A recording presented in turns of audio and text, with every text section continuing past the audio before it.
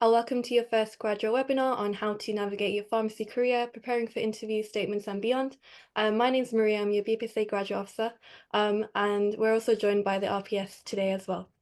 So just to quickly go over what the BPSA is. So we're composed of 20 members, including myself. We're the official student body of the RPS. We represent trainees and students across the country, and we essentially want to upskill and make the most out of your pharmacy journey. Just want to reiterate the benefits of the free BPSA graduate membership, which a lot of you already have. So this is our first webinar today.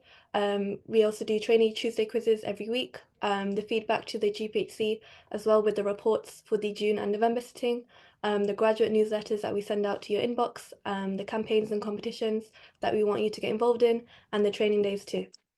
So I'm just going to pass it on to Alison. Hi everyone, my name's Alison. So I'm part of the BPSA subcommittee and I started my training year 6 months ago and I'm currently doing it at King's College Hospital. So as this is just sort of the slide that we wanted to go and indulge in sort of. So as we approach our exams and we're getting closer to qualifying, it's exciting to think about sort of the many different pathways. So there's so many career opportunities for us once we've officially qualified. So whether that's in community, in hospitals, or even roles that allow us to sort of work from home.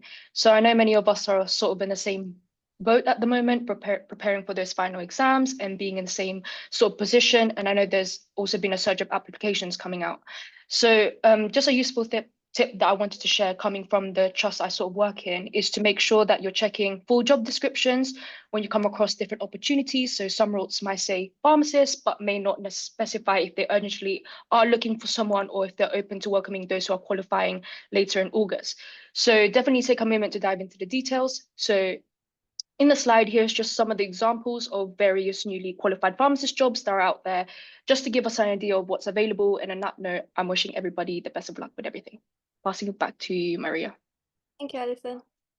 So by the end of the session, hopefully you'll be able to understand how to make the most out of your CV, outline key considerations for supporting statement, gain advice on how to prepare for interviews effectively, and career development. So I'm going to pass it on to the lovely Sarah and Asra from the RPS.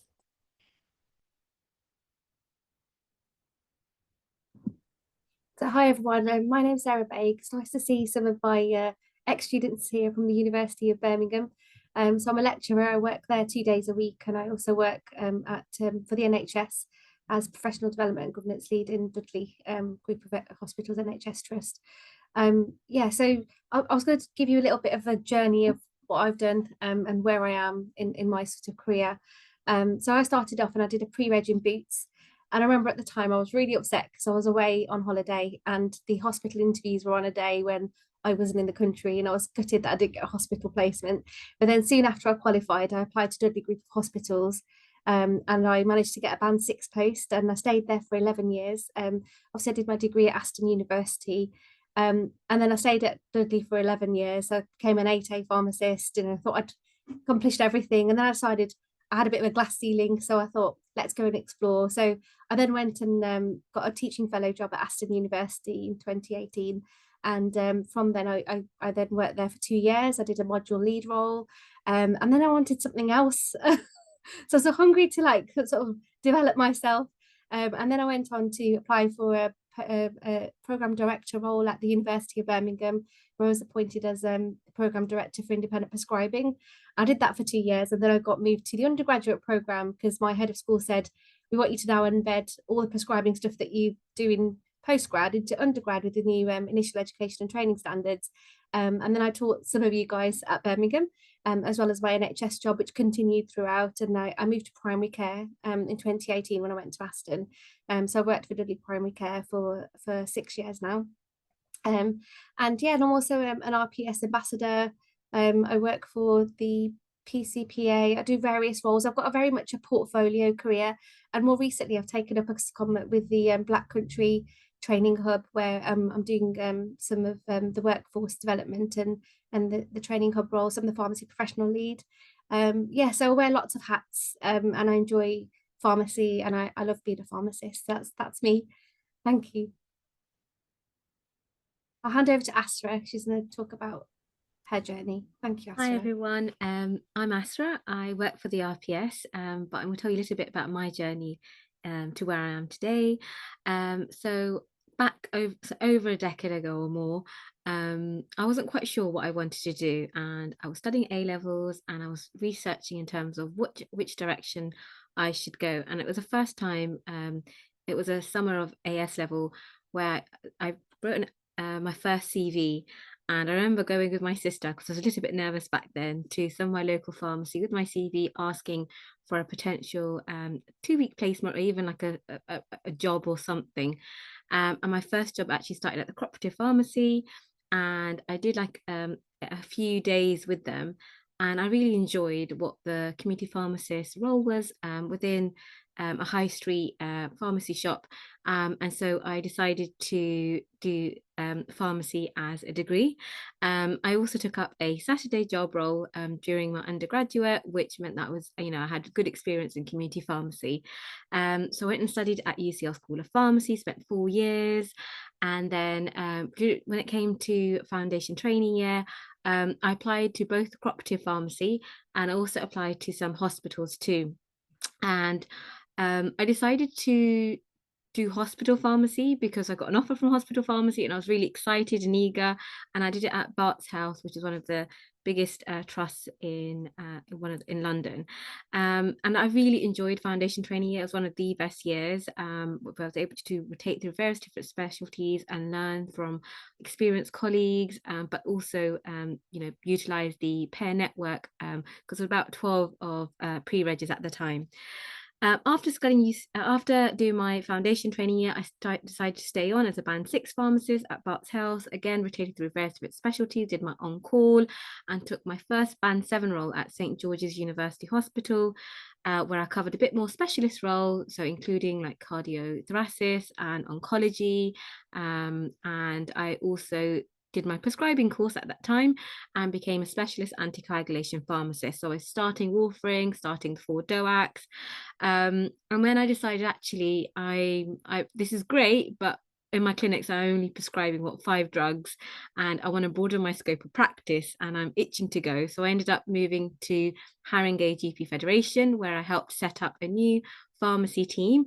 So when I first started, we had only 8 pharmacists, and by the time I left Federation, we grew in size, and there was about 40 pharmacists when I left, but I'm assuming there's a lot more now.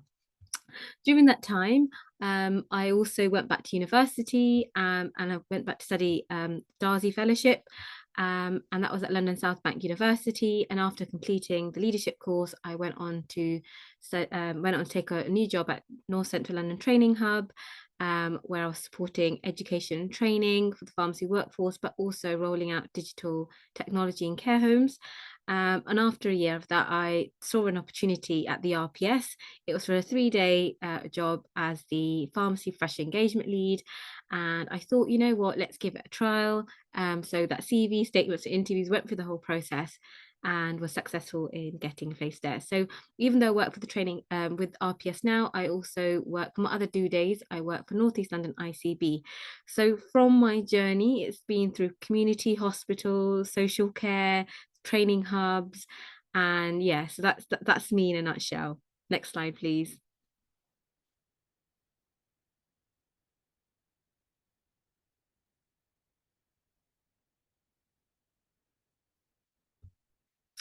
Okay, so we're here today to talk about CVs to help you start your career journey, and to get you started. You might have had 1 or 2 jobs whilst you're an undergraduate, or it might be your first time writing a CV. Essentially, your CV is your personal marketing document. So see it as sort of your personal branding. What is it that you can put on your paper that reflects you as a person? When applying for jobs, it's really important that you do personalize it to the job that you are applying for, making sure that that you can stand out, and it's not like you've made 50 or so and you're sending it out. You want to make sure that you stand out, so it's really important that you do consider tailoring your application to them. Make sure it's also kept up to date. So you might have a CV of 2 years ago, to see if it's all relevant, does experiences still align, and keep it concise. So you don't want pages and pages and pages, because as employers, we'll only spend, you know, not long looking at a particular CV. So you want to make sure that it's concise, it's got all the information that you need, that makes sure that you can stand out. It's usually about 1 or 2 pages, maximum 3, but anything longer than that, it's just too much. Next slide, please. When it comes to building your CV, quality matters way more than quantity. So rather than think about it from the lens of progression and development, what have you done to show that you have developed and progressed? So think about examples where you've led, what have you achieved through that whole process. From a development, how do you demonstrate that you're continuously learning, investing? What courses and training have you completed that could add value to your CV? It's really important that you include that. And also think about transferable skills. So all the stuff that you've done as an undergraduate, maybe some assignments or group work, how can you link all of those skills to demonstrate that that's the asset that you can bring into that role? And you might not have had much experience, but the experiences that you have had, have a deeper look into what transferable skills you were achieved. So was it a dissertation that you did? Was it a piece of project? Could you demonstrate teamwork? Could you demonstrate, you know, how you led through that as well? So that's really important.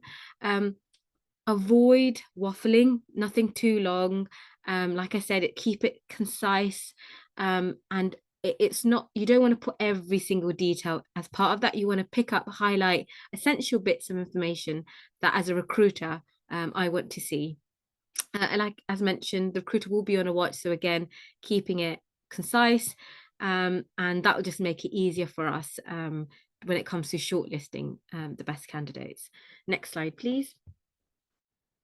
So what should a CV include? So this is just a brief background in terms of what to include. So make sure you've got your details, so name and contact details, so that the employer can call you back, and also reflect on your email address. Is your email address something that you created when you're 14 years old? Is it professional? Do you want people to be contacting you on that email, or is it time for you to maybe have a refresh and have a new email address? You also want to start off with a strong personal profile. So perhaps writing a brief summary at the top of your CV, highlighting the skills, experience, and what you can bring to the roles. Again, keeping it brief, maybe 2 or 3 sentences that relate specifically for that particular job that you're applying for.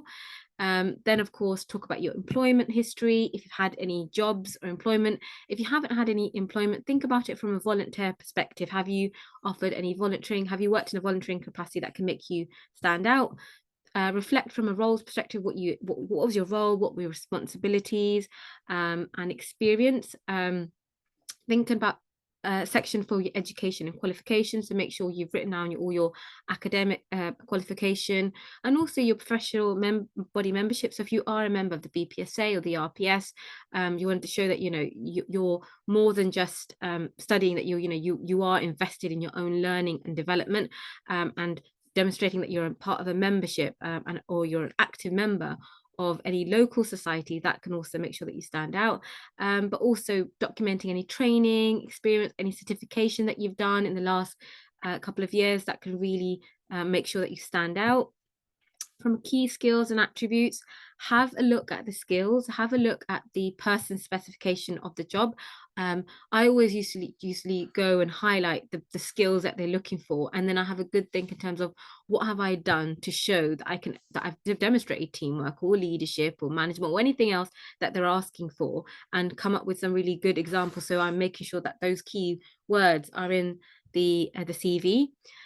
If the job requires like a driving license, for example, a locum job, then make sure that you're writing all those practical bits of information too.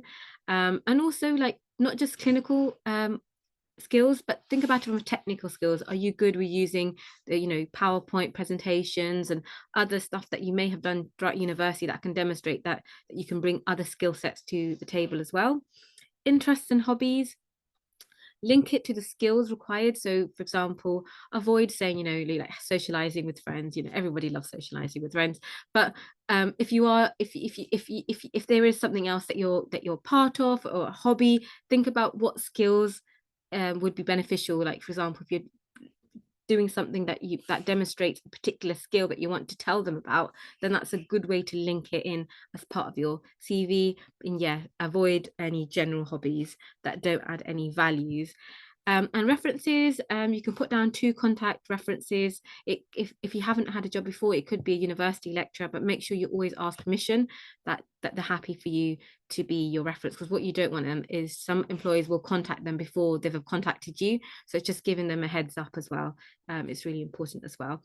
If you don't have references, you can also put down available on request, and the employer can contact you with regards to that. Think about the layout that you want to have your CV. So again, keep it clear, concise. Think about the font. So if somebody else was reading it, is it easy to read? It's not too tiny. I know we said 2 pages or so, but we don't want font 5 or something like that. Focus on your achievements, not just your duties. So you don't want a list of I did. It's I did this because, and what other skills can you bring into the role? And that just will, bulk up your CV. And don't forget to proofread and edit. So if there's any grammar issues, or is it US spelling, and you just want to make sure that you've proofread it and everything aligns. Next slide, please. And if you do have gaps in your CV, then it's a great opportunity for you to have a bit of personal development plan, to think about, okay, what do I need to do to demonstrate that I've got team working abilities or other experiences? And if you are entering perhaps a new sector and you haven't necessarily got experience, then how can you develop yourself so that they're more likely to get shortlisted? So think about if there's anybody that or within your own networks. Think about, can you reach out to someone who will allow you to shadow, or could you reach out to a potential mentor that you can talk about how to potentially access that particular sector? And also thinking about other things as well, like there might be other opportunities through the BPSA or through the RPS where you can submit abstracts, or be part of a speaker panel, or display a poster that you can demonstrate, actually, I did the work that I did during my dissertation, or work that you've done during your undergrad or your foundation training year. You might have done a project, you might have done a service evaluation, or even an audit is an opportunity for you to maybe produce a poster that you can potentially submit for conferences. That's another way for you to also stand out. And also opinion pieces that you might want to actively reach out to PJs and comment, and make sure that as a student, that your voice is also heard as well. As an employer, even within my team, I do look for that there is a commitment to ongoing development and education. So thinking about, if I know that you're invested in your own learning and development, that means that when you are an employee, will know that you will thrive in that role, because you take your learning seriously. So think about how you can demonstrate that on paper.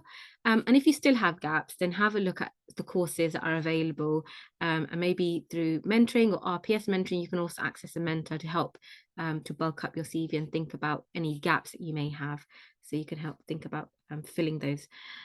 Next slide, please. Over to you, Sarah. Thanks, Asra. So we're going to do a quick activity now. So I want you guys to have a go at creating a supporting statement. So what I'd like you to do is to list what you would include in your supporting statement. So what kind of things would you mention? So based on, so Astra's talked a lot about CVs, think about some of those ideas and how you could incorporate that within your supporting statement. So we're going to put you into breakout rooms. Is that right, Maria? Sorry. I think we're doing this as a group. Oh, are we? Okay, great. But does everybody know the difference? Does everyone know what a supporting statement is? So a supporting statement, did one? No, nobody commented in the chat. You pop it in the chat if you don't want to unmute yourselves.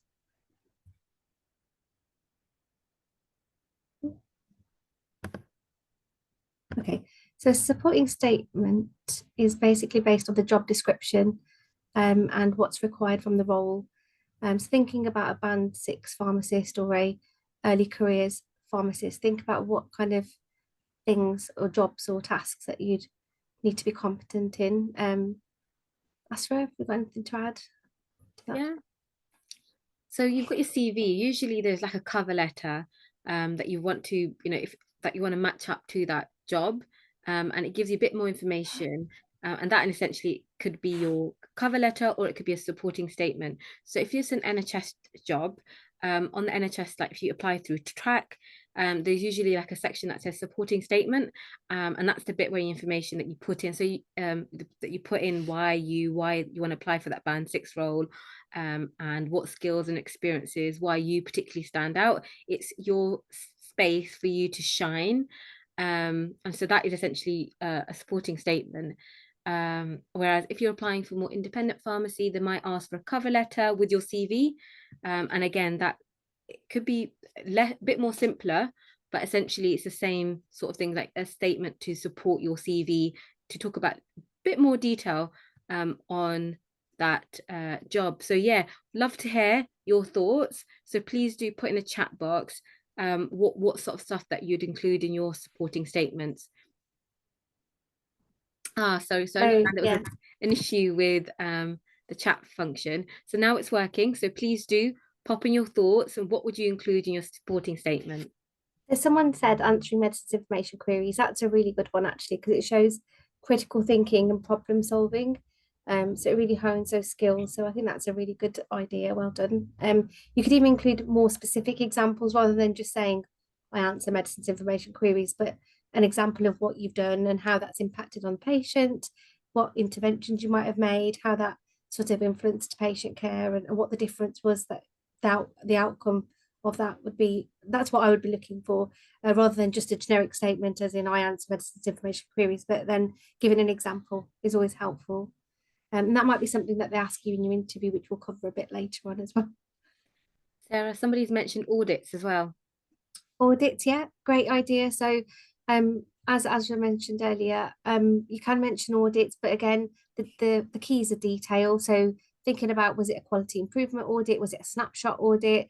Was it something that you changed? Was a service development as a result of that? So say, for example, I did one when I was doing my IP on gentamicin, and we looked at whether the levels were done in a timely manner, and they weren't. And then after that, we developed a gentamicin chart. So something like that, where you've got an outcome is great, or you've changed a service, or maybe you've done a snapshot audit on antimicrobial prescribing, and then as a result you've joined the lead antimicrobial pharmacist training for the FY1s or FY2s. So again, you've got something that's come out of the audit. So it's not just the audit skills, you're also showcasing that you can then do the whole PDSA cycle, where you're planning, you're doing, you're studying, but then you're also acting on the outcome. And that's what I like to see, that sort of change, and how you can influence that. Thank you, Hayley. An example that demonstrates team working or problem management skills. So what would be an example of that? So we talked about MI queries. So the team working bit, any ideas, examples?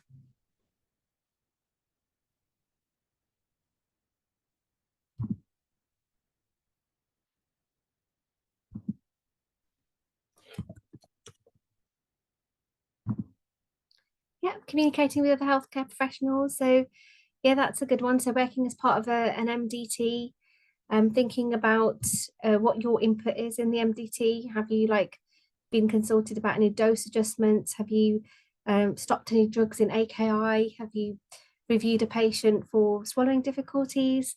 All of those things are working as part of a team, and it demonstrates your skills as a pharmacist and how they're key to that patient care. And also preventing that patient from having harm, missing medicines. So there's huge implications. And sometimes it's about that lateral thinking, isn't it, Asra? Thinking outside the box, thinking, so it's the so what. And I always say this to my trainees. I say, always think about the so what. What are the implications of what you've done? Like you might have done an audit, you might have done an intervention, but what was the impact? The impact factor is really important. Thank you, Hayley. Any other suggestions, ideas?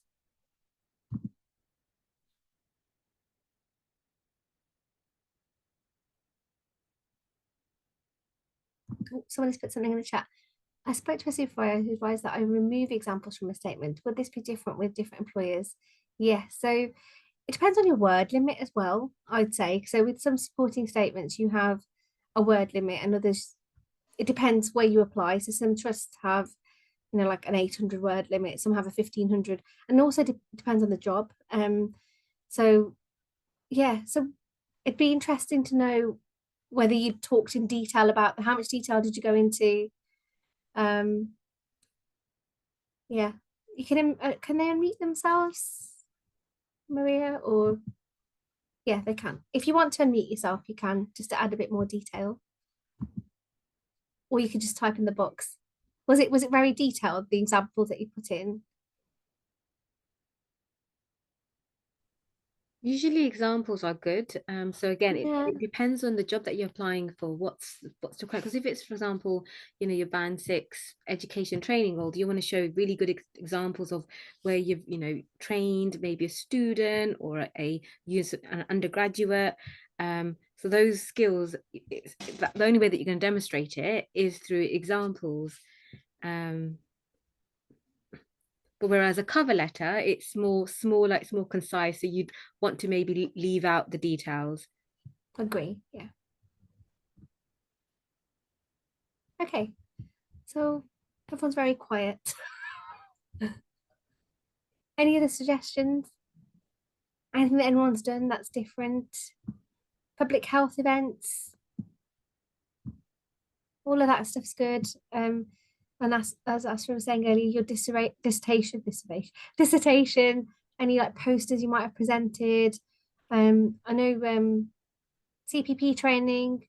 Yeah, you could put that in your actual application itself. I would have put the CPP bit in the supporting statement. So where you've covered something in the actual application, like the track, I wouldn't try not to like repeat that again, unless you were given an example. Like, for example, if you've done, I'm trying to think, CPP training on managing conflict, for example, or something like that, then it would be relevant to your example.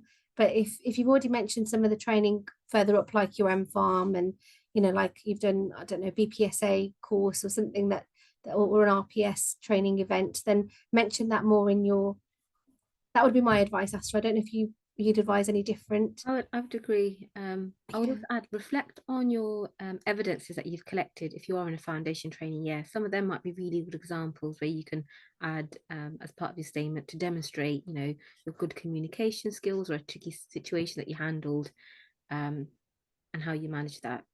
Or it might be some training that you've done as a result of something. So it might be that, you know, you've and everyone makes errors. So like, just from a governance perspective, if you like had done something and then you went off and did some training, that shows that you're proactive and that you've, you know, took the necessary steps to rectify things or to change things or to improve your practice. So as Asra was saying earlier around CPD, it looks good that you've actually gone and sought that sort of learning opportunity rather than somebody bringing it to you.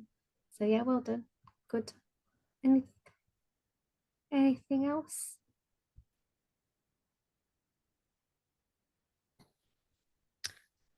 Nothing else. We can No. carry on.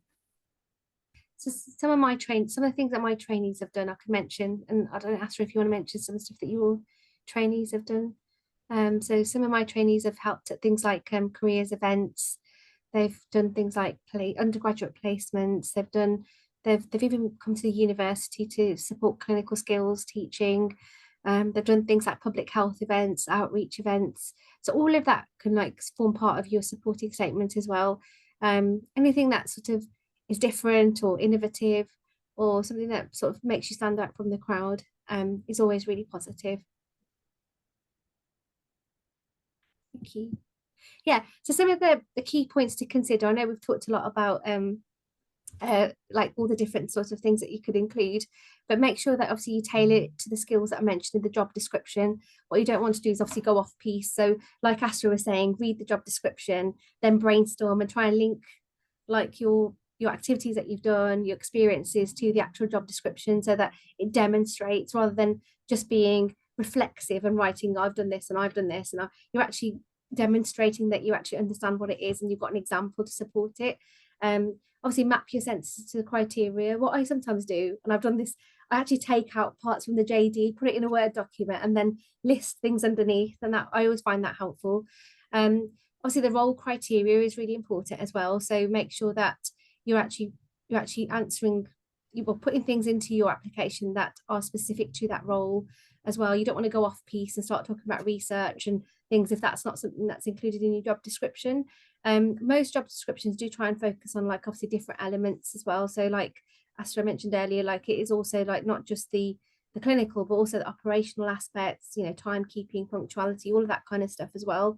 And staying up to date. So making sure that you do mention, like, you know, if you're a member of, you know, UK CPA or any of those professional bodies, to mention that as well. And making sure that you are giving examples of how you've sort of kept up to date with legislation changes and changes in practice as well. Yeah, thank you. Next slide, please. Oh, some more key points. Yeah, so if what we want to do is like, we want to obviously set the tone pretty early on in our supporting statement. So make sure we don't obviously leave it too late, because sometimes if you waffle at the beginning, then people don't get to the end where all the important points are. So make it impactful. Make sure that you start with something that's in the job description, something that's really pertinent to the job role, making sure that obviously it all links to the person spec. I can't stress how important that is. So the JD and the person spec are key to your statement, and making sure that you're fulfilling or ticking all those boxes when you're doing that personal statement. And like as we were saying earlier, this is your opportunity to sell yourself. And I know we're not great as pharmacists at selling ourselves, and a lot of us have imposter syndrome. We've all been there. So, you know, like really try and like sell yourself in your statement, and try and like, you know, celebrate some of the really nice things that you've done, and link your experiences obviously to the criteria. And we've talked a lot about that already. So making sure that you're really doing yourself justice. You don't want to sell yourself short. So make sure that you're actually like, you know, proud of your achievements, and this is a chance to write about them. Think about it like that. Okay, thank you. Next slide. Thank you. Over to Asra. Thank you. So you've written a CV, you've written a statement, and now you've been shortlisted for an interview. Hoorah! Okay, so the next step of that process is preparing for the interview. Nowadays, there's lots of different types of interviews. So it might be the standard face-to-face interview where you're invited and you have maybe 2 or 3 interviewers, and it's standard. They ask you questions, you answer, and that's it. Or if there's lots of applicants, sometimes they might do a stage interview. So it might be a telephone call for a quick chat, and if you're shortlisted, then moving on to a face-to-face, or it might just be a virtual meeting.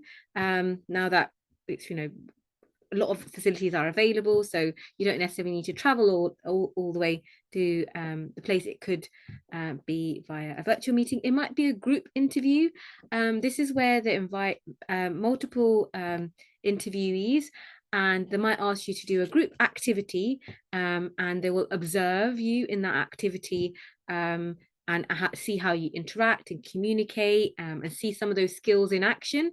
And that way allows the employer to shortlist a number of people from having lots of like group interviews. So some of these bigger chains will have group interviews, and there will be stages as well. So you might have a group interview, and if you're successful, then moving into the next stage, which is the face-to-face. It could be an assessment center. So some might ask for a quick check of your clinical skills and technical skills, and give you maybe scenarios to see how you respond. It could be an aptitude test or an activity. So they might ask you to fill out an exercise or something. And most commonly, they might ask you to do a presentation. So they might ask you, a question, and they might give you 10 minutes, and you have to prepare a slide deck and present it to the interviewers. And they might ask you a few questions before they move on to the face-to-face. So there's lots of different types of interviews. So when you are invited, make sure that you're reading the email, have a good understanding of what the expectation is. So for example, if it's like 45 minutes, and it's with a 10 minutes presentation, then you know that you're going to most likely get asked a series of questions, as well as a presenting. Whereas if it's a more of 15 minutes with no presentation, you know that they're probably going to ask you 2 or 3 like high level questions that they want to get as much as you can. So utilize those questions and make sure that you are sharing those good examples of your work. Next slide, please. So how can you prepare? Well, prepare is essential. So remind yourself as you get closer to the interview, make sure that you've read the job description. As Sarah mentioned, I always do the same as well. I copy and paste what they're looking for, and then I reflect and make some notes, and even just think about some solid examples. So the usual questions would be, you know, why you, why do you want to come work for us? Examples of teamwork, examples of conflict management, examples of a difficult situation that you were in. And, you know, there's lots of tools out there that can help make sure that, you know, you answer those questions. So the STAR technique that you might have heard of, that can be really a good way of starting and ending. So think about how you will answer some of these questions, and think about scenarios as well, and how you can respond if you were asked those questions. Research the organization. So if it's a trust, or if it's a, you know, industry or a community, find out what their vision, what their mission and values, and make sure it does align with yourself as well, because it's a two-way process. You want to make sure that the organization that you want to work for is the right fit for you, but also that you're the right fit for them as well. So if you are asked a couple of questions in terms of why you want to work for them, you can say, you know, actually reflecting on your values and how that aligns with you, that might be a really good way to tackle some of those questions.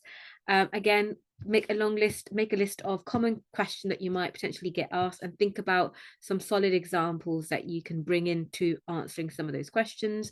And once you've got your, you know, 3 or 4 solid stories in, you can tell them whichever questions you might get asked, you can pick one of those questions and tailor it to that response. Remember, it is an interview, so make sure it's conversational, make sure, you know, it's a bit of a storytelling rather than it being scripted, because the interviewer will know. And at the end, if there will be an opportunity for you to ask questions. So if there is any question that you want to ask about the job description, about the role, it's a perfect opportunity. So don't just say no. If there is something that you want to ask, make sure you do your research, because if you are offered that job, then you want to make sure that you've got all the information that you want, and then you're happy to accept it, because then the ball's in your court. You can ask further questions if you don't get an opportunity to ask at this stage.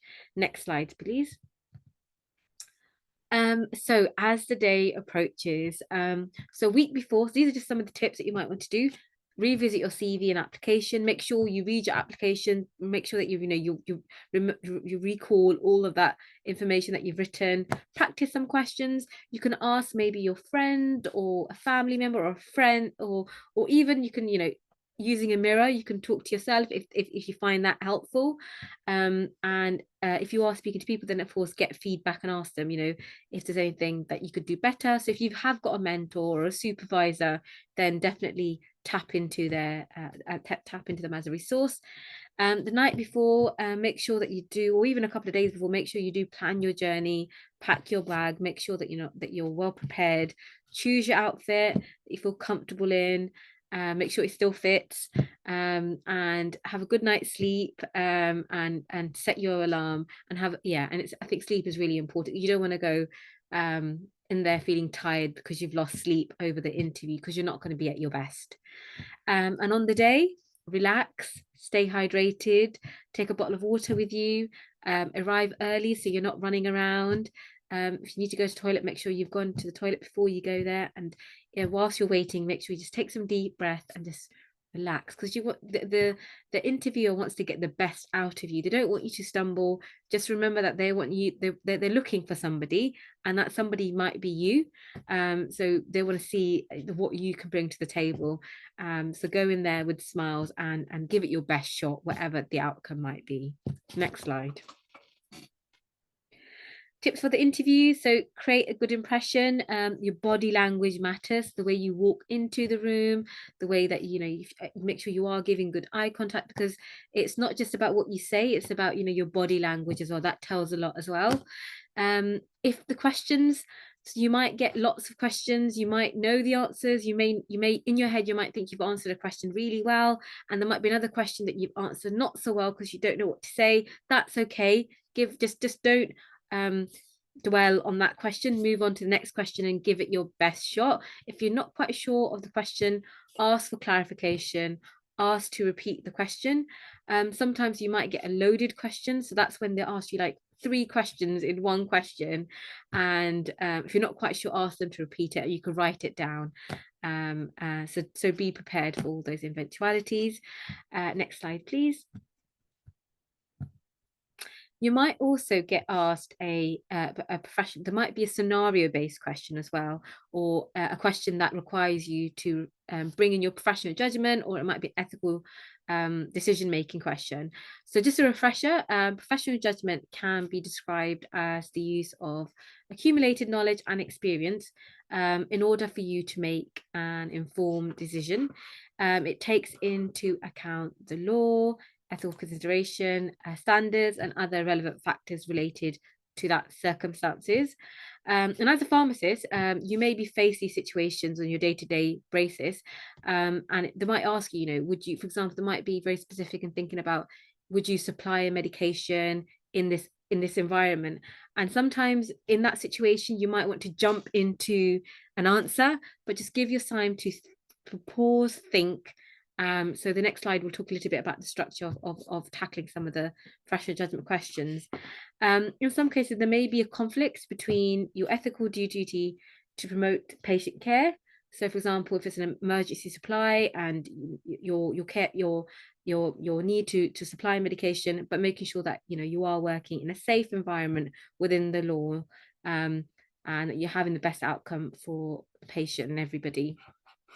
It is entirely possible for 2 different pharmacists faced with the same facts and circumstances to choose 2 different courses of action, and that is the nature of an ethical based dilemma. So there's no straight yes or no answers. There's a lot of grey area. So it's important that that's where you exercise your professional judgment. So how can you do this? Next slide. Refer back to your MEP. So in your MEP, you've got your professional judgment framework, and it talks about 6 stages. So so when they ask you the interview question, if it is an ethical decision making or professional judgment question, identify what is the issue. Is it an ethical dilemma or is it a professional issue? The next, so rather than just jumping into what you think it should be, pause, reflect, gather the relevant information from that scenario, or ask them any more information on information that you may need to come up with an answer.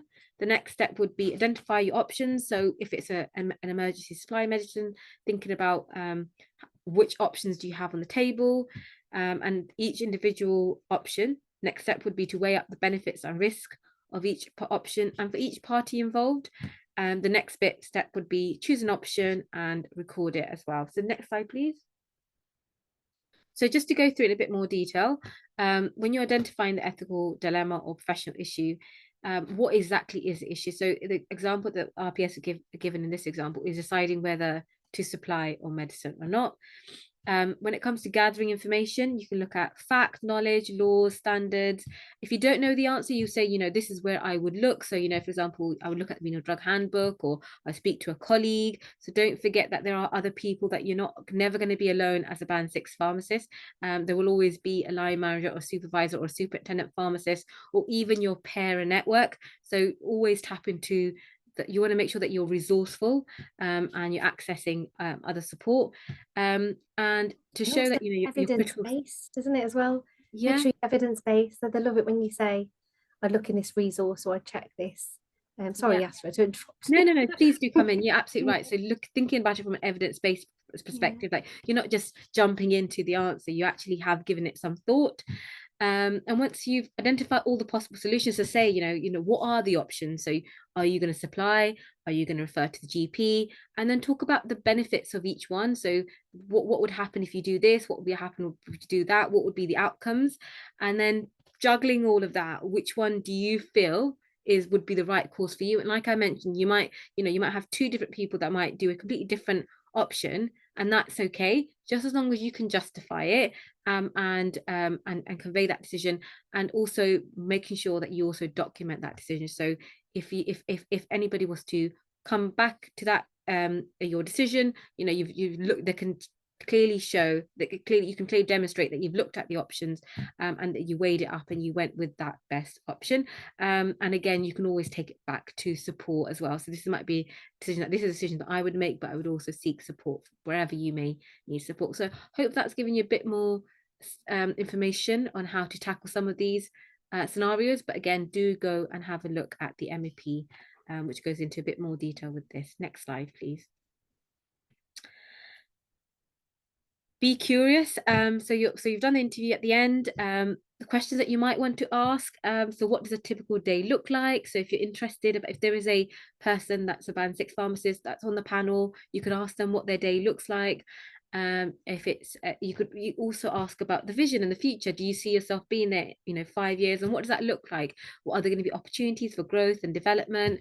And yeah, so asking for your career development as well. So you might want to have a few questions in your back pocket that you can ask them at the end of the interview.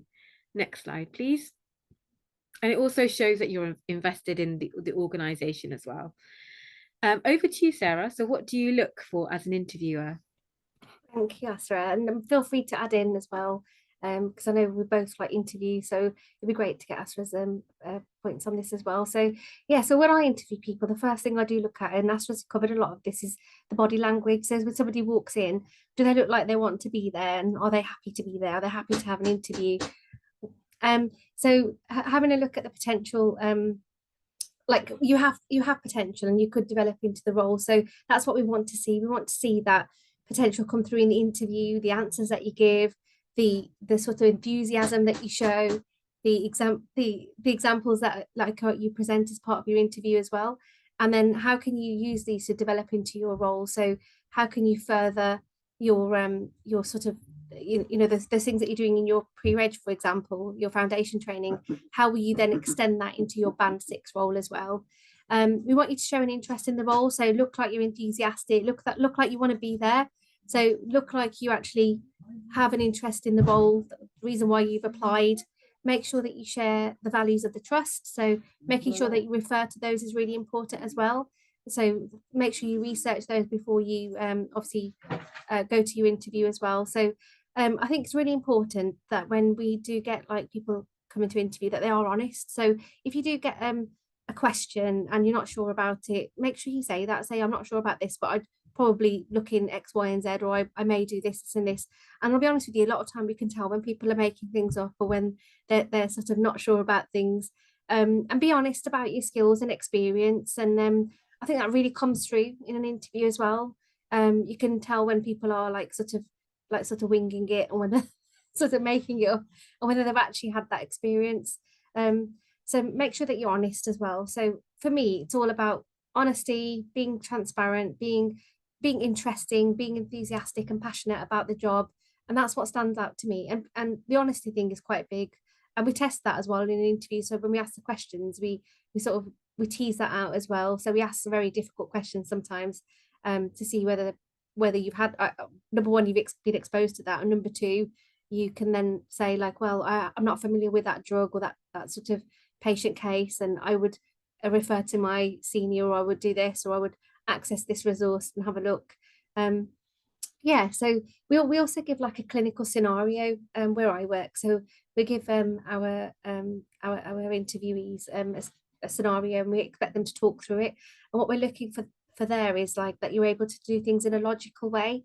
So you start off with a process, so you don't just like jump in and model everything up, but sort of look at it in a systemized way. So mention the patient, the gender, their age, their weight, and then go on to look at like, the drugs, read them out, say what they are, look for interactions, look for things that might be contraindications or cautions, and talk aloud how you like, sort of clinically check that prescription or that SMR or that chart that you're presented with. And that always comes through really well. And that's where you can tell actually that people are being honest about their skills as well. Thank you. Next slide, please. Yeah, so some of the common pitfalls. Yeah, you can tell when someone's not prepared. They have a bit of a brain fog.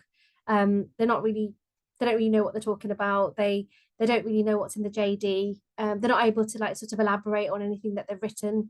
It's not obviously a good idea not to mention something and then not explain it. So if you do have a scenario, obviously make sure that you're sort of doing the whole scenario, not just parts of it. And remember the so what bit that I mentioned earlier. A lot of people say I've done this and I've done this, but then don't talk about what the impact of that particular thing is. So for example, if you've done an outreach campaign for blood pressure, what did that teach you? It taught me about engaging with the public, improving my communication skills, improving my confidence. All of those things are really need to be teased out. Obviously try to avoid waffling and really long-winded answers and losing the point of the question. So try and stay focused on the question. And obviously make sure that you do prepare at least one question for the interview. If nothing else, you can even ask when you'd hear by. That's always a good fallback if you're having a bit of a brain fog moment. You can always say, thank you very much. And, you know, when will I hear about the post, or, you know, when will I expect to find out about it? And always make sure that you finish the interview on a really positive note. So I've had like people that just sort of say, okay, bye, and then leave the room or leave the Zoom call, but you really want to make an impression. So thank them, say thank you for your time, thank you for the opportunity, and really show that you're appreciative of that opportunity to be able to come and speak to the interviewers, and that you've been shortlisted, because even that's a really big it's a really big like achievement to be shortlisted, because sometimes we get lots and lots of applications, and then to even be offered an interview is a huge privilege. So yeah, those are some of the common pitfalls that I see. Apart from that, I think it's the bit I mentioned earlier, when someone's trying to like sort of wing it, and then when you try and like ask them more questions, they get a bit lost and they don't know the answer, and that's when you sort of think, okay, you haven't really done that, have you? So make sure obviously you don't make things up, and make sure it's real and honest and transparent. And that's what I mean by that. Yeah, so some of the takeaway tips from me and Asra. So make sure that, oh, is this my bit, Asra? Yeah, okay. Make sure that your CV is obviously an iterative process, and making sure that it's updated regularly. It's like basically your personal sort of document, and so make sure it's like up to date. Make sure that you're constantly updating it, adding things in, taking things away that maybe are less relevant. So say if you're like 2-3 years into your career, you don't want to be then talking about undergrad stuff, maybe talk about more relevant things. Obviously tailor it to the job that you're applying for, so making sure that it's relevant to that sector of practice or the experience of the patient group that you're going to be targeting. So is it acute, is it long-term condition management, is it, you know, more community pharmacy based? So making sure that you tailor your CV and tease out those experiences that relate to those different fields. Making sure that obviously we attach our personal statement and covering letter, and showing enthusiasm and interest. I always think it's a good idea to end your cover letter or personal statement real positive. So like making sure that you end it on a really nice note, like I look forward to hearing from you, or I look forward to talking more about the role, or something like that really shows that you're enthusiastic. And get a head start. So making sure that you do get the opportunity, if you're given the opportunity, to phone the recruiter, talk to them, contact the organisation, because then they remember you. So when you come for interview, they're like, oh yeah, that was, you know, that was Maria that actually phoned me and asked about the job. So you do remember those people. So it's important that you do make contact when that's offered. I would definitely recommend that. And it shows that you're enthusiastic as well, and that you have a particular interest in that role and that area and that job. Okay, thank you. And next slide, please. Okay, so in terms of like your career development, obviously we know that you're at the start of your career, you're really keen to develop.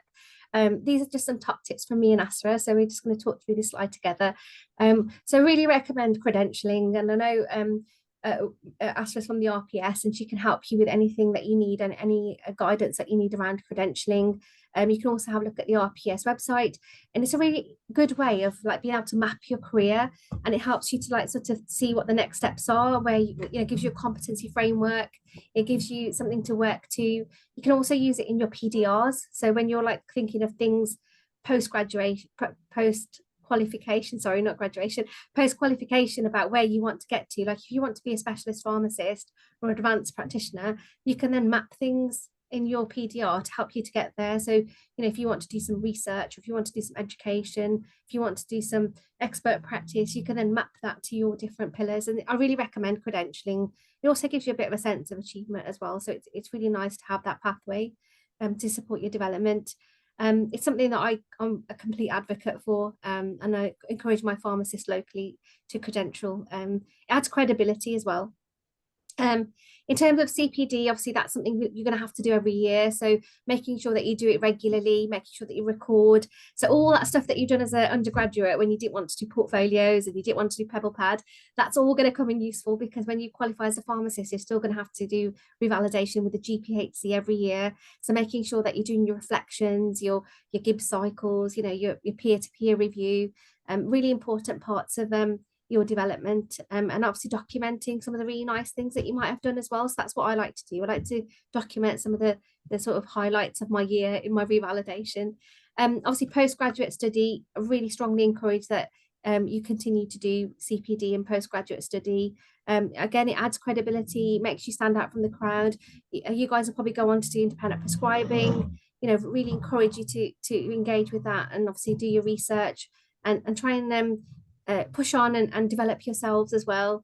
And then assessment frameworks, what we mean by that is more around like sort of looking at things like I know about the UK CPA one. Do you know of any others, Asra, for the assessment framework? Oh, I know. So in terms of assessment framework, we're talking here about the NHS-WT framework.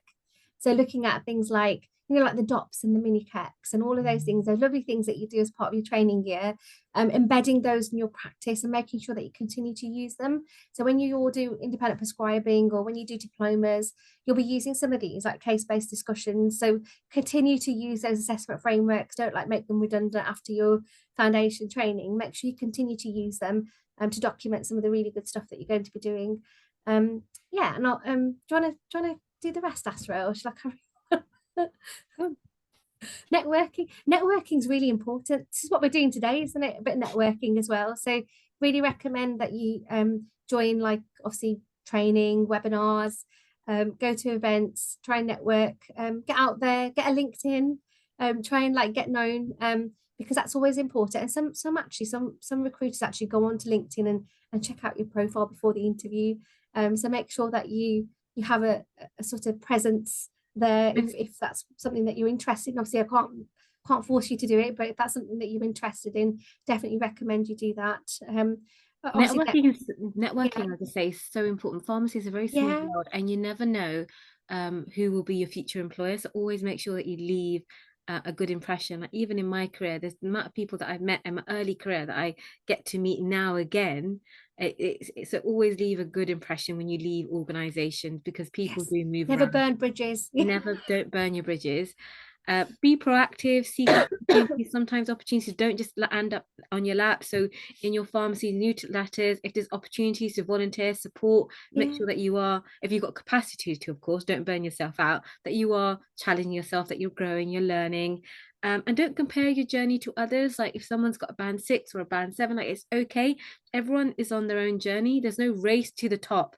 So just make sure that you're utilizing all the learning opportunities that you're growing. Some people are happy, aren't they, Asra? Some people are happy being a band 7 or a band 6. And that is completely fine. So don't compare your journey. Look at it from your own perspective. Are you finding fulfillment in your role? Is it the right time? Because you will know whether it's right fit or not. Portfolio career, so we talked about, you know, both Sarah and I's got, you know, got experience, and even now we've got multiple hats, multiple jobs.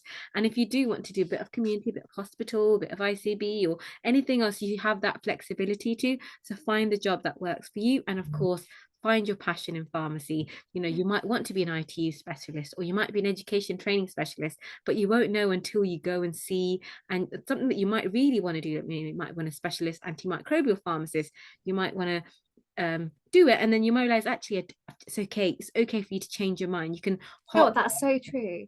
So when I was an 8A, I did diabetes and renal, and I remember, like, it was actually my sister that said to me, oh, you're bottlenecking too early, you're going to specialize really early in your career. I was like 25 at the time, and she's like, you're specializing too early. But I moved from that onto all the other things that I've done, like academia and various things. So it's never too early, it's never too late either. It's never too late. Sorry, Asra. Exactly that. So don't worry, find your passion. Like it's never too late, and you'll know when it's the right time to move on to another role. Next slide, please. Okay, so RPS resources. pharmacy is like we've talked about lifelong learning, so make sure that you are keeping up with pharmaceutical journals. So when you go into interview, you can talk about what's going on, the wider context in terms of the NHS, what's in the pharmacy issues, and that just shows that you are showing passion and interest on wider developments. The Careers Hub on if you go to the RPS website, we've got a careers page. It talks about different career options. We've also got webinars that you can listen back to and watch on demand around niche pharmacists that you might have an interest to. So check out that as well. And if you're not quite sure in your terms of your career journey, you want some support, then sign up to our mentoring platform where you can match up with a mentor and get the support that you need if you are struggling with navigating some of this journey. Next slide. I think that's the last slide from us. Back to you, Maria. Oh, sorry, it froze. So just the upcoming BPSA events. So we have our area conferences. We also have some national opportunities as well. We have the RPS research poster presentation competition as well. So that's the deadline's coming up soon for that. So check that out if you want to get involved. The prize is really good as well. And then our flagship annual event as well. So the annual conference. It's happening at Swansea, and it'll be really great to see you guys. It is on our Instagram. If you check it, but if you do need any information, you can contact me as well, and that's my email over there. Okay, so does anyone have any questions?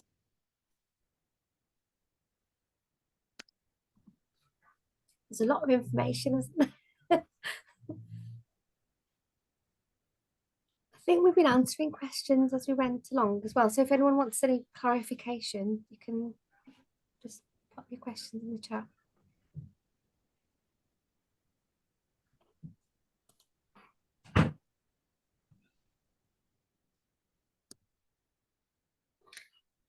So we've got a question says, do you have any tips on relocating for Band 6 roles? Okay, so do you mean as in like the place, or do you mean the job, or yeah? So if that was me, and if I was relocating for Band 6, I'll tell you what I would do. First of all, I'd obviously check out the area. You don't want to go somewhere where you're not happy. Obviously, you want to make sure that you have somewhere to stay. You have some, perhaps you go and visit the area first before you apply, because what you don't want to do is apply and then get the job and then obviously reject it because you don't like the place where it's based. Because I know sometimes people panic at this stage and they start applying everywhere for places for Band 6 roles. So definitely do your research, find out about the location, where it is, what the cost of living's like, all those kind of things. What the salary is, will it be enough for you to pay your rent and all of that, because there's lots of things to consider. Rather, it's not just about the job, is it? It's about the wider sort of things with your day-to-day as well. Like moving from England, Scotland, or Wales for Band 6 roles. Yeah, so yes, generally in the UK they are similar. I'm not sure about Scotland and Wales. You might know more, Asra, because you're the sort of engagement lead all over, aren't you?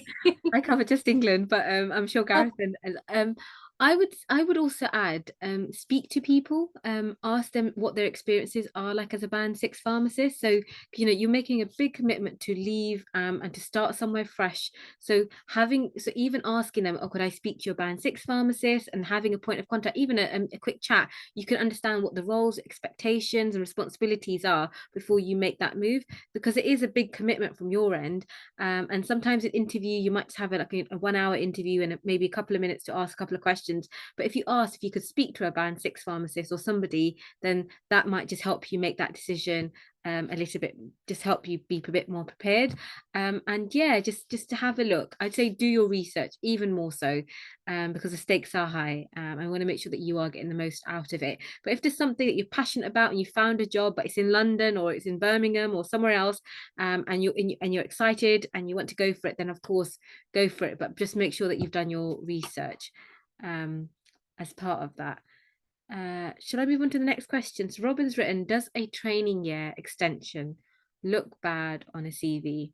So I don't think it's a bad thing. Everyone is different. Everyone is in different circumstances, and in the grand scheme, it doesn't matter. There are many senior pharmacists that actually failed their foundation trainee exam, but it's about, you know, what can you do on the back of that? What is your experiences that matter more, and not necessarily, you know, whether it's from 12 to 18 months. That doesn't really matter. But do you also agree, Sarah? Yeah, definitely. Like, I don't think you should like let that affect you. Like, I know it's difficult, it's easier said than done, but don't think like you're any less better than anybody else because you've just taken that bit longer. Because, like Asra said, we all have like life stuff. We all, you know, things happen, and obviously employers are aware of that, and it'd be unfortunate if they did like sort of penalise you. And we certainly don't shortlist on, you know, when you qualified and when you did it and when you did your exam, and we don't look at that as a criteria. Yeah. Yeah.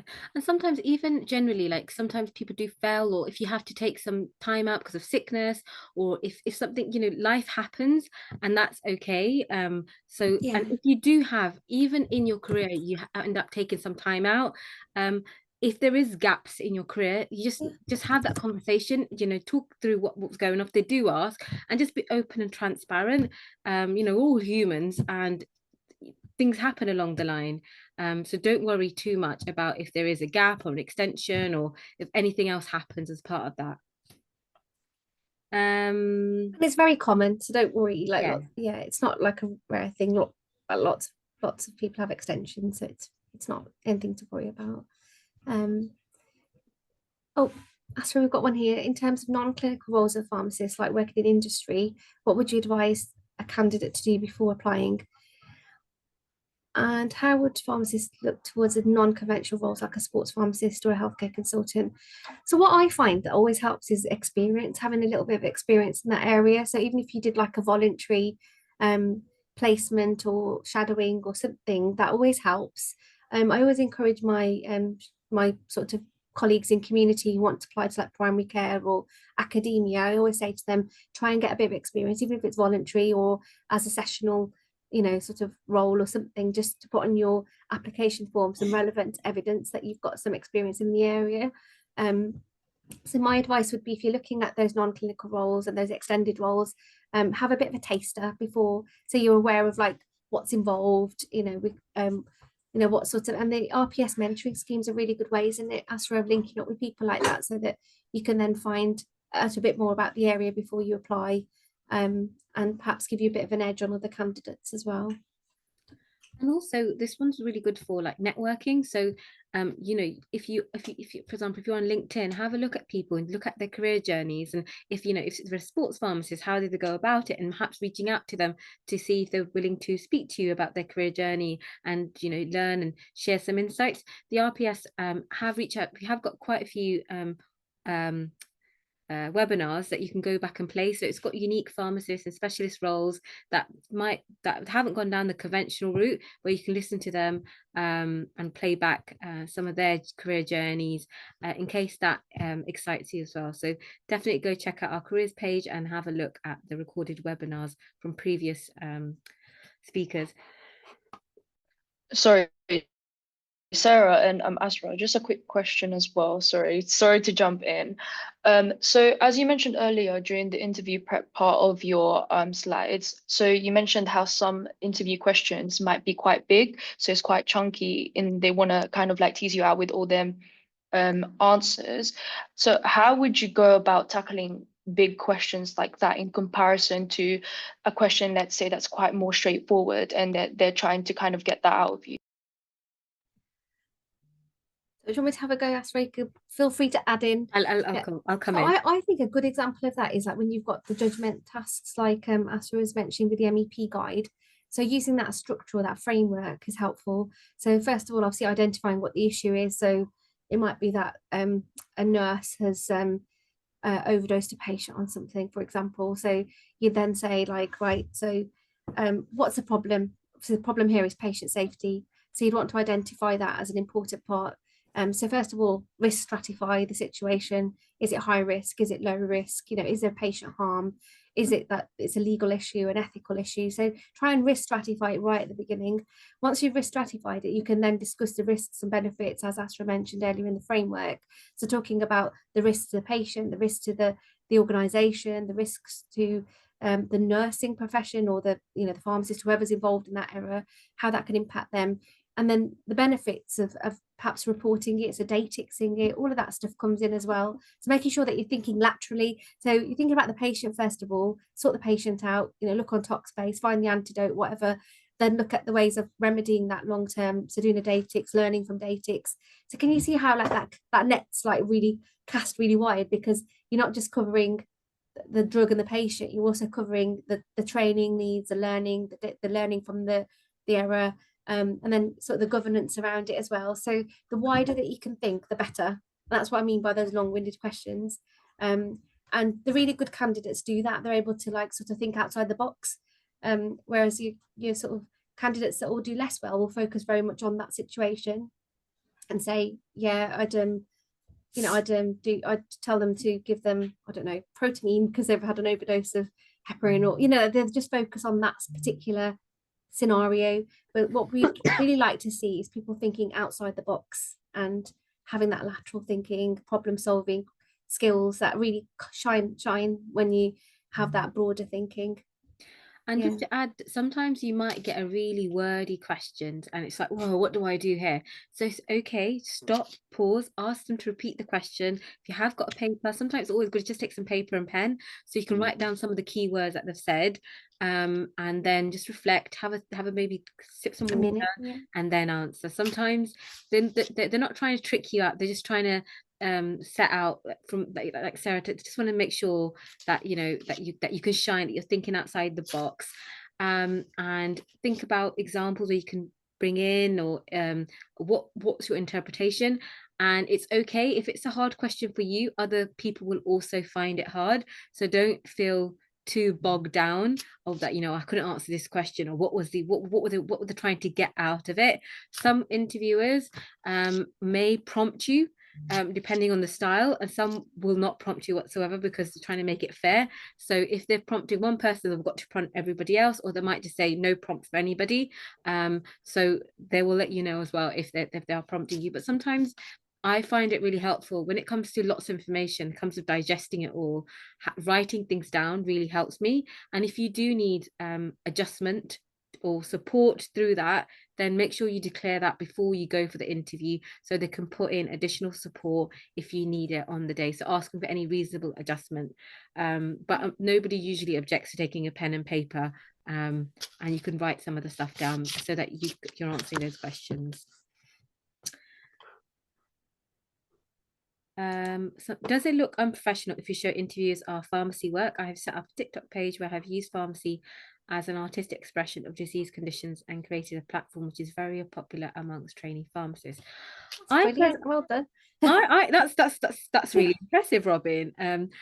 I think as an interviewer, we would probably want to hear that you've got initiative, that you're proactive, that you're doing something, and it doesn't seem unprofessional. Instead, it shows that you're eager, that that you're innovative, and that you can bring a lot to the table. So if there is an opportunity at the end or something, you could potentially take a folder and portfolio and just say, I brought this along to showcase some of the work. And depending, if they've got time, then they, of course, they'll have a look at it, but don't get disheartened if they don't have time as well. But it's an opportunity for you to showcase and plug yourself and set yourself apart.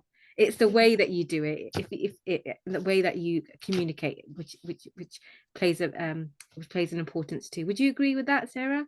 I would, yeah. I think that's a really good tip. I probably won't pull my phone out though and say, "Oh, here's my TikTok page." Maybe just say I could share the link with you. Happy to share the link with you so you can have a look in your own time or something. Keep it professional, like you said. I like the way you use the word. Professionalism is really important in an interview, and I like Asra's suggestion about it, perhaps having it in the folder rather than having it on your phone, because obviously that's not always perceived as being great. Having your phone out in your interview, obviously that's not something we'd advocate. So yeah, Great, thank you, Asra. But if you've gotten if you could always screenshot some of your artistic work and print it and just say, maybe this is some of the work that I've done, but here's my link. You can find out a bit more information. You put your link at the bottom, and that way you can leave it with them when you're off. And sometimes you get to do presentations, don't you, Asra? Because I know Yeah. our band sevens, and not sixes, but sevens do presentations as part of the interview. So that'd be an ideal place to showcase some of the things you're doing with the TikTok page as well. So maybe including it as part of your presentation if there is one in the interview. Yeah. Thank you, Asra. And there will be interviews that you exceed and you get the jobs, and there will be interviews that you completely tank. And that's okay. Don't feel too disheartened by any setbacks that you come across. Like there's been interviews where I wasn't successful, and I'm sure Sarah's had experiences as well. So don't just take it as a learning opportunity. Think about what you can do, reflect, make some notes, so that when you go to the next interview, how you can shine even more and do better next time around. And getting feedback is really important as well. So if you're unsuccessful, give them, if there's an opportunity, ask if you can get feedback from the interview, just so that when the next interview that you go to, you can feel a bit more prepared and reflect on some of those feedbacks as well. And just believe in yourself, wouldn't you say, Asra? Just believe in yourself. Yeah. Try and be confident, even if you're not naturally confident. You can go in, you don't know these people, you can put up a front and you can be confident, for that interview, and try not to let that imposter syndrome kick in, because I think as a profession generally we suffer from imposter syndrome. So trying to just hide that and trying to be professional, and you can sort of put up a front if you don't normally feel confident, but try and maintain eye contact. All of that kind of stuff is really important as part of an interview. You don't want to be just looking on the floor or looking away and then not be able to talk to them, because that then leaves not a great impression. So yeah, it's your chance to almost to shine. Absolutely, to shine. Yeah, it's your chance. It's your 5 minutes of fame. I've interviewed many people, and there've been interviews where everyone, where most people are good, and you're really struggling. You've got top 3 candidates, and all 3 of them would excel in that role. So it goes back to the scoring. It's sometimes it's 1 point difference, even half a point different. So if there's a way that you can shine and score really well in that interview, that can really help you as well. So like I mentioned, don't get too disheartened. Are we allowed to use online resources? Shortlisted, you're good. Oh, sorry. Yeah. So next question. Are we allowed to use online resources, SPS, BNF, while answering clinical scenarios? Okay, so at our organisation, we don't, but I know in some hospital trusts they do. So it depends on the organisation that you're interviewing for. But they will provide that, obviously, a laptop or something for you to use. It wouldn't be, unless they tell you otherwise. So make sure you obviously read your interview letter to make sure that you are either going to take one in or they're going to provide one. They will tell you that in the letter. Normally, if you need to bring anything in.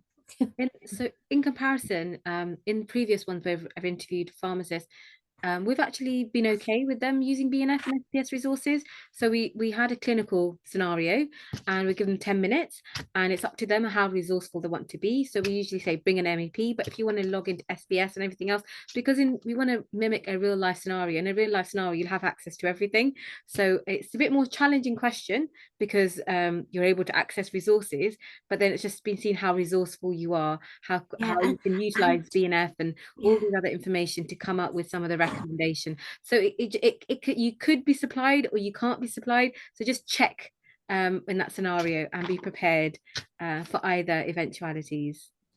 Obviously, make sure you're not just staring at your screen. You're actually or leaving long silences while you're looking in resources. Make sure you tell them that I'm just going to have a look at, I'm just give me a couple of minutes. I'm just going to look that up. So you have that dialogue. You don't want to just disappear and then reappear 10 minutes later. So yeah, try not to leave long gaps of silence. That would be my tip. And when it comes to clinical, don't wing it. If you don't know the answer, go back to evidence-based medicine. Tell them where you would look. So if it's if you're not quite sure about the renal dosing, tell them I look at the renal drug data. Where will you look for that information? If you don't know the answer, it just shows that you've thought about it. That you're not just going to put the patient at harm by just winging a decision. That you actually decided, I'm not going to make a call. I'm going to look at these resources, and based on that, I'll make a decision. That's a better answer than just coming up, just guessing. And there will be times when you don't know the answer, and that's perfectly fine. And what we're looking for there is like honesty, as Asra said. Just say, I'm not sure about that, but this is where I would look, or this is how I would tackle that, or I would refer it to a senior pharmacist, or I would, go and ask the medicines information department, or whatever you, obviously depending on the scenario. Yeah, I hope that helps. How should I demonstrate conflict management on supporting statements when you've not come across it before? I'm sure you would have had conflict in your workplace. So think about even if you're an undergraduate, think about a conflict when it comes to a project that you're working on. Was it with a student? Was it a member of staff? Or how did you tackle that scenario? If it's a work-based one, if you're foundation training year, think about conflict maybe with a patient or a difficult scenario, and what you did as part of that. That can demonstrate something.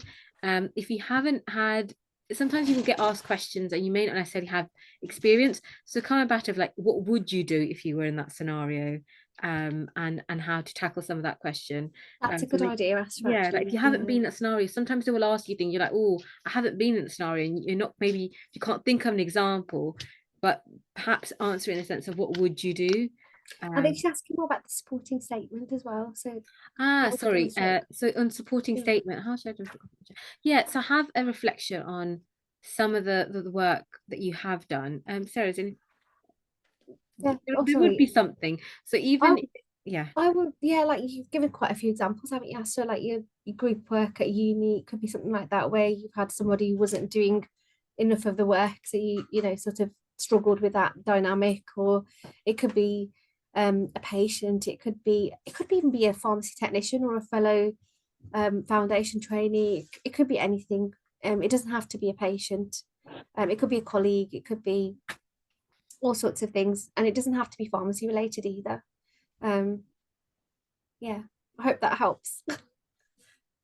Next question, is it okay to provide 2 answers in a SJT scenario? Example, I'm not sure which is the most appropriate action to take, or should I try to narrow it down to only one? Shall I go first with this one? Yeah, go for it. Sometimes when you have got a situation judgment test, show that you're not just thinking, they want to make sure that you are juggling your options and you're looking at one option, that you're not just saying, yep, I'll do that. It just shows that your thought process. But what we do want to see is a decision at the end of it, because if you have weighed up the option, if there's no clear, if there is, go with, sometimes if you look at scenario, one will always, maybe with your gut, you might want to choose more over the other option. Then we do want to see a decision being made, just as long as it's a safe decision. Try to narrow it down as much as you can. But if you're in a scenario where you're juggling and you're still not sure, then if you want to relay what your options are and what you would do to get to that final answer, sometimes you'll have the patient in front of you, like, community pharmacy, and you've got to make a decision. So if you're giving 2 options, okay, you're at this stage at 2 options, what actions do you need to take to get to a one solution answer? If that would be, I've got my 2 options, I'll take that back to my supervisor or somebody else, or I'll look at this particular resource, or how will you do your fact check? How can you choose a decision, and what more supporting evidence that you might need to get there? So we do want a answer. Sometimes you don't want to be seen as too much sitting on the fence, but at the same time, you don't want to be seen too dangerously decision make. So it's a balance that you need to strike well, and it's just as long as you weigh up your options and you come up with your recommendation, that's a better place to be, I would say. I agree with Asra. You can cover all bases with 2 scenarios, but then always come to a conclusion and say, with all that in consideration, I would do the.